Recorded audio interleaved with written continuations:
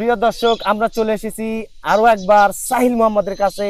সাহিল মোহাম্মদ আমাদেরকে আজকে আরো একটি সূরা পড়ে শোনাবেন পবিত্র কোরআন থেকে। সাহিল মোহাম্মদ, আসসালামু আলাইকুম। ওয়ালাইকুম আসসালাম ওয়া রাহমাতুল্লাহ। আসসালামু আলাইকুম। আপনি কি রেডি? জি, আমি রেডি। সাহিল মোহাম্মদ রেডি, আমরাও রেডি। তো চলুন শুনে আসি সাহিল মোহাম্মদের কণ্ঠে একটি সুন্দর সূরা। সাহিল মোহাম্মদ, শুরু করুন। আউযু বিল্লাহি মিনাশ শাইতানির রাজীম।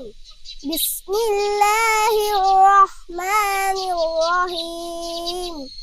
কুল হুয়াল্লাহু আহাদ, আল্লাহুস সামাদ, লাম ইয়ালিদ ওয়া লাম ইউলাদ ওয়া লাম ইয়াকুল লাহু কুফুয়ান আহাদ।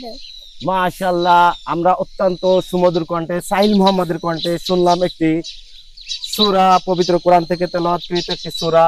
তো আশা করি আপনাদের ভালো লেগেছে। এভাবে আরো ভিডিও পেতে হলে লাইক, কমেন্ট, শেয়ার করুন ইনশাআল্লাহ। আল্লাহ হাফেজ, সালামু আলাইকুম।